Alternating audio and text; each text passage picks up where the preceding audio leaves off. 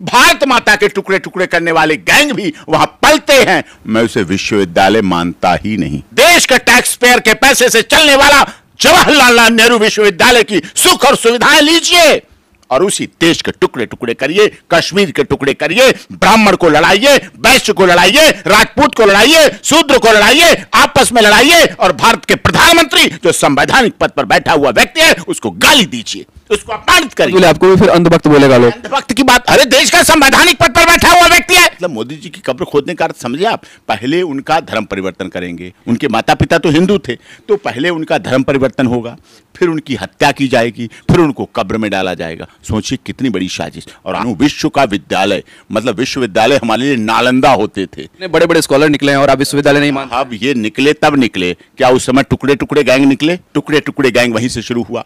भारत माता के टुकड़े हुए। सोचिए ना कैसी मानसिकता। अपने भारत माता, जो दुनिया में कहीं भारत माता नहीं है। क्या आपने लंदन माता सुनी? चीन माता, जापान माता, अमेरिका माता, रूस माता, यूक्रेन माता सुनी है ही नहीं। श्रीलंका माता सुनी हो आपने? कहीं नहीं। भारत माता, भारत माता के टुकड़े टुकड़े करने वाले गैंग भी वहां पलते हैं, पोसे जाते हैं, बड़े किए जाते हैं, खिलाए जाते हैं, पिलाए जाते हैं और वहां से राजनीति की शुरुआत करते हैं। और दुख है राजनीतिक दल उन्हें सम्मानित करके अपने साथ जोड़ लेते हैं। आपके राजनीति में विचार मिले ना मिले, मनभेद रहे, मतभेद रहे, मंच माला माई की लड़ाई रखिए, संसद विधानसभा जाने की लड़ाई रखिए, चुनाव की लड़ाई रखिए, लेकिन भारत माता के साथ समझौता मत करिए। भारत माता के लिए सब लोग एक हो जाइए, एक साथ हो जाइए, हिंदुस्तान के लिए एक साथ हो जाइए, एक आवाज में उठाइए और एक बात करिए। ये चाहता हूं। भगवा जलेगा, मोदी तेरा कब्र खुदेगा और फ्री कश्मीर, ऐसे स्लोगन्स आप सुन रहे होंगे मेरे मुख से और ये लिखा हुआ है जेएनयू के दीवारों पर। जी हाँ, अधिकतर हमेशा आप देखते रहे होंगे कि भाई कुछ ना कुछ जेएनयू की दीवारों पे लिखता रहता है और सरकार आती है, कुछ केस मुकदमे हो जाते हैं, कुछ लोग धरने पे बैठ जाते हैं, फिर से सब कुछ नॉर्मल हो जाता है और फिर 2 महीने 3 महीने बाद फिर से जेएनयू के स्टूडेंट्स आते हैं और कुछ लिख देते हैं। अब इन पे क्या मुकदमा चलना चाहिए, अब हम आम जनता तो बता नहीं सकता, ये बता सकता है एक वकील। तो इस समय हम मौजूद हैं सुप्रीम कोर्ट के senior advocate doctor AP Singh sir के घर पे और इनसे जानते हैं कि सर इन लोगों पे क्या मुकदमा दर्ज होना चाहिए जो देश को तोड़ने का कार्य करते हैं। जब नाश मनुज पर छाता है, जब नाश मनुज पर छाता है, पहले विवेक मर जाता है। तो विवेक जब जिसका मर जाए, जिसने सोचने समझने की क्षमता खत्म हो जाए, मैं उसे विश्वविद्यालय मानता ही नहीं। आप जेएनयू को विश्वविद्यालय मानते ही नहीं है? कैसे मानूं? विश्व का विद्यालय, मतलब विश्वविद्यालय हमारे लिए नालंदा होते थे। इतने बड़े बड़े स्कॉलर निकले हैं और आप विश्वविद्यालय नहीं मानते? अब ये निकले तब निकले, क्या उस समय टुकड़े टुकड़े गैंग निकले? क्या वहां उस समय टुकड़े टुकड़े की बात की? भारत माता तेरे टुकड़े टुकड़े करने वाले स्कॉलर निकले हैं। वो तो भारत माता को जोड़ने, निर्मला सीतारमण जी निकली हैं जेएनयू से। देखिए अर्थव्यवस्था को चलाने में कितना संकल्पित है। बहुत लोग निकले, टुकड़े टुकड़े गैंग वाले नहीं निकले। देश के टुकड़े करने का मतलब ये बोले ना उनके लिए विश्वविद्यालय नहीं है। आप कैसे बोल सकते कि विश्वविद्यालय नहीं है? तभी तो उनके लिए तो कह रहा हूं जो गलत है। मैंने कहा नाश मनुज पर छाता है, पहले विवेक मर जाता है। जब ऐसी विद्यालय पर, ऐसे विश्वविद्यालय पर, विश्व का विद्यालय समझिए, यूनिवर्सिटीज, यूनिवर्सल से यूनिवर्सिटीज बनी है। विश्व का विद्यालय नालंदा रहा, हमारे यहाँ कैलिफोर्निया रही, बहुत बहुत यूनिवर्सिटीज बहुत बड़ी। और नालंदा विश्वविद्यालय तो हमारा भारत से ही शुरुआत हुआ। दुनिया में कहीं विश्वविद्यालय नहीं थे, भारत में विश्वविद्यालय थे। तो शिक्षा का हमारा केंद्र रहा है, हब रहा है। और इसी को जवाहरलाल नेहरू विश्वविद्यालय, इतना पवित्र नाम, इतना ऐसे यशस्वी व्यक्ति के नाम पर वो है। और ये ऐसे कार्य करके उनके नाम को भी बदनाम कर रहे हैं और उनके विश्वविद्यालय के कार्यप्रणाली को भी खराब कर रहे हैं। और आगे इस पर बड़ा प्रश्न चिन्ह लग जाएगा। या तो लोग उसमें एडमिशन लेने सब सोचने लगेंगे, या फिर उसकी कार्यप्रणाली आगे यूनिवर्सिटी ग्रांट कमीशन सोचेगा, मानव संसाधन मंत्रालय सोचेगा। लगातार असामाजिक बातें, गैर कानूनी। टोकना चाहेंगे कब सर, कब सोचेगा? ये लगातार होते जा रहा है सर। 2014 में मान लीजिए बीजेपी सोचेगा, मान लीजिए नरेंद्र मोदी सोचेंगे, तो 2014 में गवर्नमेंट बन चुकी है। तो अब तक क्यों नहीं सोच रहे हैं? हर 3 महीने पे कुछ ना कुछ नया ना वो लोग आके लिखते रहते हैं, ब्राह्मण बनिए, भारत छोड़ो। तो फिर अब ये बताइए आप, ऐसी बातें जब लिखी जाएंगी तो किस तरह का देश जा रहा है, किस तरह का? इसका मतलब हमारे देश में जातीय रंग दिया जाएगा। जातिवाद के नाम पर, क्षेत्र और भाषा संप्रदाय के नाम पर हमारे यहाँ छात्रों को भड़काया जाता है। पढ़ने गए छात्र, शिक्षार्थ आइए, शिक्षालय विद्यालय का क्या काम था? विश्वविद्यालय में क्या कहा? शिक्षार्थ आइए और सेवार्थ जाइए। यहाँ क्या है? शिक्षार्थ आइए बिगड़ार्थ जाइए, शिक्षार्थ आइए देशद्रोहियार्थ जाइए, शिक्षार्थ आइए देश को टुकड़े टुकड़े गैंग करने के लिए यहां से जाइए, शिक्षार्थ आइए कश्मीर को अलग करने के लिए जाइए, शिक्षार्थ आइए कम पैसों पे फीस में आइए, छात्रावास में रहिए, सरकारी संसाधनों का प्रयोग करिए, सरकारी अनुदान का प्रयोग करिए, देश के टैक्स पेयर के पैसे से चलने वाला जवाहरलाल नेहरू विश्वविद्यालय की सुख और सुविधाएं लीजिए और उसी देश के टुकड़े टुकड़े करिए, कश्मीर के टुकड़े करिए, ब्राह्मण को लड़ाइए, वैश्य को लड़ाइए, राजपूत को लड़ाइए, शूद्र को लड़ाइए, आपस में लड़ाइए और भारत के प्रधानमंत्री जो संवैधानिक पद पर बैठा हुआ व्यक्ति है उसको गाली दीजिए, उसको अपमानित करिए।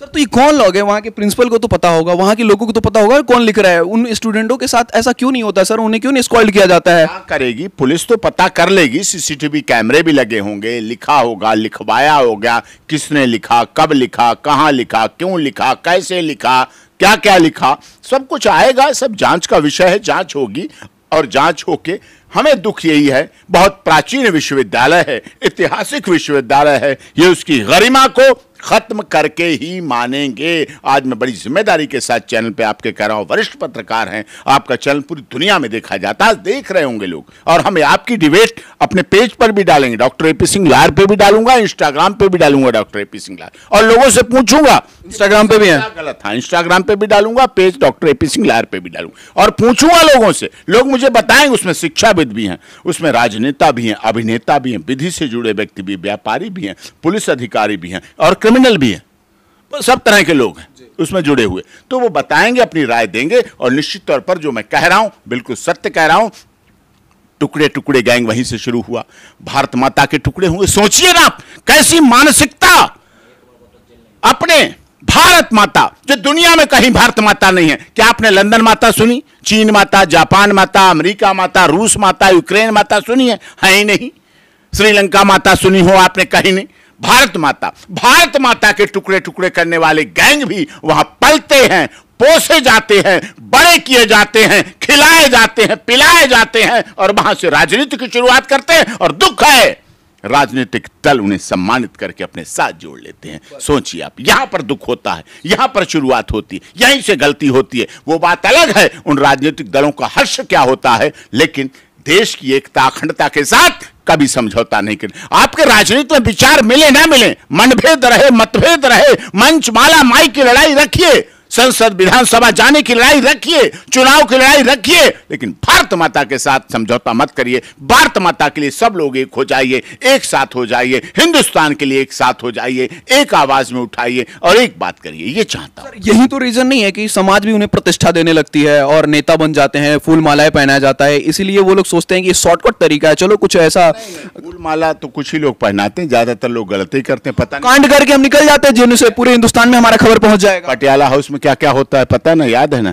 जो पटियाला हाउस में आए जाते हैं और उनके साथ जो लोग होते हैं उनके साथ भी क्या होता है वो भी देश ने देखा है। देश कभी स्वीकार नहीं करेगा कि भारत माता के टुकड़े हों, भारत माता की अस्मिता मान सम्मान के साथ। भारत माता भारतीय जनता पार्टी की बपौती नहीं है। भारत माता तब भी थी जब भारतीय जनता पार्टी का जन्म नहीं हुआ था, भारत माता तब भी थी जब कांग्रेस का भी जन्म नहीं हुआ था। कांग्रेस का जन्म ए.ओ. ह्यूम के द्वारा हुआ और भारत माता जमाने से चली आई। भारत माता के लिए महाराणा प्रताप ने भी घास की रोटियां खाई थी, भारत माता के लिए पृथ्वीराज चौहान ने भी संघर्ष किया था और भारत माता अपने हिंदुस्तान की आन मान शान के लिए शिवाजी भी अपने बलिदान हुए। झांसी की रानी लक्ष्मीबाई ने कहा था मैं अपनी झांसी नहीं दूंगी, भारत माता नहीं दूंगी, मतलब भारत माता के लिए उसने संघर्ष किया था। रानी पद्मावती, हाड़ा रानी का इतिहास, रजिया सुल्ताना, नेताजी सुभाष चंद्र बोस, चंद्रशेखर आजाद, राम प्रसाद बिस्मिल, रोशन सिंह, शहीद अशफाक उल्लाह खान ने भारत माता के लिए संघर्ष किया, हिंदुस्तान के लिए संघर्ष किया। तब न कांग्रेस थी, न भारतीय जनता पार्टी थी, न जवाहरलाल नेहरू विश्वविद्यालय था। भारत माता और भारत माता हिंदुस्तान सदैव रहा है, मजबूत रहा है, शक्तिशाली रहा है। ऐसे सामाजिक तत्व समय समय पर पैदा होते रहे हैं और मिटते रहे हैं और मिट जाएंगे। सर ये लोग लिख रहे हैं फ्री कश्मीर, इन लोग से बोलिए सर आप ही टिकट करवा दीजिए, हम करवा दे रहे हैं कश्मीर, वो घूम के आ जाए। लोग देखो अब कितना फ्री कश्मीर चाहिए इन्हें। लाल चौक पे जब राष्ट्रीय ध्वज 15 अगस्त को लहराया जाता है, 13 अगस्त को घर घर तिरंगा जब जम्मू कश्मीर में लहराया जाता है, डल झील, सोनमर्ग, दुनिया की झीलें वहाँ जो हैं, जितनी बड़ी बड़ी झीलें हैं, सबके हाउस बोट पर राष्ट्रीय ध्वज लहराते हुए नहीं दिखते हैं, घर घर तिरंगा लहराते हुए नहीं दिखते हैं। भारत माता की जय कश्मीर में बोली जाती है, हर व्यक्ति बोलता है आज भारत माता की जय, हिंदुस्तान जिंदाबाद रहे, राष्ट्रगान होता है, वंदे मातरम होता है जम्मू कश्मीर। इस बात से उन्हें परेशानी है, इसी बात से उन्हें परेशानी है, इसी बात से ऐसा पैदा करना चाह रहे हैं। कश्मीर में चुनाव होगा, निष्पक्ष चुनाव ना हो, निर्भीक चुनाव ना हो, वहां अपनी कुछ बातें कर लें, मोदी जी को गाली दो। इस देश का इतना बड़ा दुखद दुर्भाग्य है कि हमारे देश के प्रधानमंत्री के लिए पटियाला हाउस से बोला, मैंने केस डाला हुआ है, मेरा केस पटियाला हाउस कोर्ट में चल रहा है, यही ऐसे लोगों के खिलाफ। क्या बोला गया वहां? मोदी तेरी कब्र खुदेगी। सोचिए आप। सर ऐसे मत बोले, आपको भी फिर अंधभक्त बोलेगा लोग। अंधभक्त की बात, अरे देश का संवैधानिक पद पर बैठा हुआ व्यक्ति है, तो फिर बोले ऐसे में नरेंद्र मोदी को गलत बता दूं? हमारे देश का संवैधानिक पद पर अगर डॉक्टर मनमोहन सिंह सही थे, पीवी नरसिम्हा राव सही थे, इंद्र कुमार गुजराल सही थे, इंदिरा गांधी सही थी, जवाहरलाल नेहरू सही थे, राजीव गांधी सही थे, तो प्रधानमंत्री नरेंद्र मोदी कैसे गलत हो जाए? नया ट्रेंड है ना, मोदी का सपोर्ट करेगा तो आप अंधभक्त हो गए। उनकी लोगों के लिए क्या है, लोगों के लिए कुछ भी कहते रहते हैं, लेकिन ऐसा नहीं है। नरेंद्र मोदी देश के संवैधानिक पद पर हैं, उनमें अच्छाइयां भी हैं, और अच्छाइयों को हर प्रधानमंत्री में अच्छाइयां होती हैं और अच्छाइयों को स्वीकार करना चाहिए। लेकिन इस तरह से देश में पहली बार गाली प्रूफ प्राइम मिनिस्टर मोदी को बनना पड़ा। समझ लीजिए वो कितना कठोर हैं। डेमोक्रेसी है, गाली प्रूफ। अब तक हमने वाटर प्रूफ घड़ी देखी थी, वाटर प्रूफ घड़ी, एयर प्रूफ नमकीन के पैकेट देखे थे कि इसमें सीलन नहीं आएगी, एयर प्रूफ है, पैकेट है पूरे, ठीक है। फायर प्रूफ देखे थे, ये फिटिंग फायर प्रूफ है, आग नहीं लगेगी। Fire proof, air proof, water proof ये तो देखे थे, लेकिन अब गाली प्रूफ भी हमें देखना पड़ा कि हमारे देश का प्रधानमंत्री गाली प्रूफ भी है, और उनको भी कहा। जेएनयू के मुद्दे में कब तक चुप रहेंगे प्रधानमंत्री? अभी तो कब्र उनके खुदने के लिए हो गई है, ऐसे ऐसे चीजें आ रही हैं, वो क्यों नहीं कुछ बोल रहे हैं? वो क्या बोले ऐसे लोगों के बल पे? हम लोग आप बोल रहे थे ना बंद करवाना चाहिए जो चीजें, वो तो बंद हो जाएगा, ये लोग ऐसे करा देंगे, निश्चित तौर पर हो जाएगा। ये लोग शिक्षा जहां पढ़ के निकले हैं, आग जहां से शुरू होती है वहीं सबसे पहले जलाती है, और निश्चित तौर पर अच्छे ऐतिहासिक शिक्षण संस्थान के लिए ये ऐसे पे समय पर पाबंदी ना लगी, प्रतिबंध ना लगा, तो ऐसे स्वार्थी लोग हैं, अपना तो इनका काम चल गया। वर्षों बूढ़े हो जाते हैं साहब, सफ़ेद बाल दाढ़ी काली कर करके पढ़ते हैं, पढ़ रहे हैं जी, एमए कर रहे हैं, पढ़े जा, पीएचडी करे जा रहे हैं, पीएचडी करे जा रहे हैं, शादी हो गई, गांव में 3 बच्चे हैं, पीएचडी करे जा रहे हैं, दादाजी बन गए, पीएचडी बने जा रहे हैं, परवावा बन गए, पीएचडी बने जा रहे हैं। साहब ये ऐसी कौन सी शिक्षा है? वहीं हॉस्टल में रह रहे हैं, वहीं उस पर अनुदान वाला भोजन मिल रहा है, सब कुछ मिल रहा है। ऐसे लोग भी हैं। शिक्षा के नाम पर इसमें सफाई होनी चाहिए, इसमें काम होना चाहिए, और इसमें जल्दी ही अनुराग ठाकुर जी हैं, मानव संसाधन विकास मंत्री हैं, यूनिवर्सिटी ग्रांट कमीशन की मीटिंग बुलाएं और उस पर बात करके इस पर चर्चा करें कि ऐसा कैसे लिखा जाता है। ये केवल नरेंद्र मोदी का अपमान नहीं है, ये भारत माता का अपमान है, भारत के संविधान का अपमान है, संवैधानिक पद पर बैठे हुए व्यक्ति का अपमान। विवेकानंद, स्वामी विवेकानंद, पूरी दुनिया ने उन्हें सम्मानित किया, अमेरिका ने उन्हें सम्मानित किया जब वो बोले भाई और बहनों, उस यूनिवर्सिटी ने सम्मानित किया उन्हें, वहाँ सम्मान हो मिलता है विवेकानंद, उनसे सीखना चाहिए। एक ऐसा संत, एक ऐसा त्यागी पुरुष जिसने किसी पद, मोह, लालच नहीं किया और देश का इतिहास बढ़ाया, गौरवमयी कराया। स्वामी विवेकानंद जी, स्वामी दयानंद जी, मतलब इन्होंने हमारे देश की, भारत की संस्कृति, परंपरा को ऊपर ले जाने का काम किया। लेकिन ऐसे लोग लगातार ये कार्य करके हमारे देश को अपमानित कर रहे हैं, हमारे देश की सभ्यता संस्कृति को अपमानित कर रहे हैं, जो कि पूरी तरह से गलत है। इस पर कठोर कानूनी कार्रवाई पुलिस को भी करना चाहिए, वहाँ के स्टूडेंट्स को भी तो करना चाहिए ना, मस्क्यूटो तो चलाना चाहिए, उन्हें भी करना चाहिए, स्टूडेंट को भी करना चाहिए, यूनिवर्सिटी प्रशासन को भी करना चाहिए, भारत सरकार को भी करना चाहिए, और मानव संसाधन मंत्रालय को भी करना चाहिए। मानव संसाधन मंत्रालय बहुत अच्छा मंत्रालय है, हमारे देश की शिक्षा व्यवस्था को आगे चलाता है, वो यूनिवर्सिटी लेवल पर आगे ले जाता है, और उसको अगर ऐसा होगा तो हमारे देश की युवा पीढ़ी सीखेगी क्या? नया युवा क्या सीखेगा? मतलब नया युवा 2 धाराओं में बटे, या तो मोदी की कब्र खोदने वाला एक धारा बटे या मोदी की जयकार करने वाला, दोनों गलत हैं। ना मैं कहता मोदी की जय जयकार करो, ना मैं कहता हूं मोदी जी की कब्र खोदो। जो सही बात है उसको सही कहो, बैलेंस चलाइए, देश का संवैधानिक पद है उसका आदर कीजिए। G20 में पूरी दुनिया तो उनका सम्मान कर रही है, पूरी दुनिया आदर कर रही है, और भारत की दीवारों पर क्या लिखा जा रहा है? भारत के नारे, ये पाकिस्तान में चलाए जाएंगे नारे, तो लोग क्या कहेंगे? अमेरिका में वॉल स्ट्रीट जर्नल और सिंगापुर टाइम्स, BBC लंदन इनको डालेगी तो क्या कहेंगे लोग भारत के? ये शिक्षालय है, ये शिक्षालय है, शिक्षा का केंद्र है। शिक्षा के केंद्र में शिक्षा की बात होनी चाहिए, एजुकेशन की बात हो। एजुकेशन शब्द की उत्पत्ति कहाँ हुई? एडुकेटम शब्द से हुई। एजुकेशन शब्द की एडुकेटम, सीखने का एक साधन, सीखने का एक साधन। एडुकेटम शब्द से एजुकेशन शब्द बना है, तो उसके आधार पर हुआ। उसको इतना बदनाम, इतना साजिश के साथ किया जा रहा है। कुछ राजनीतिक दल हैं 2024 के लिए इस तरह के कार्य कर रहे हैं, इसीलिए कभी कश्मीर की बात करते हैं, कभी भारत माता के टुकड़े की बात करते हैं, कभी मोदी जी की कब्र खोदने की बात करते हैं, कभी कुछ। इसका मतलब मोदी जी की कब्र खोदने का अर्थ समझे आप? पहले उनका धर्म परिवर्तन करेंगे। भाई कब्र, वो तो हिंदू उसमें पैदा हुए, उनका धर्म तो हिंदू है, उनके माता पिता तो हिंदू थे, तो पहले उनका धर्म परिवर्तन होगा, फिर उनकी हत्या की जाएगी, फिर उनको कब्र में डाला जाएगा। सोचिए कितनी बड़ी साजिश, और आज नहीं कर पाए तो कल भी करने की साजिश है। आपके हिसाब से इस्लामिक लोग ये लिख रहे हैं?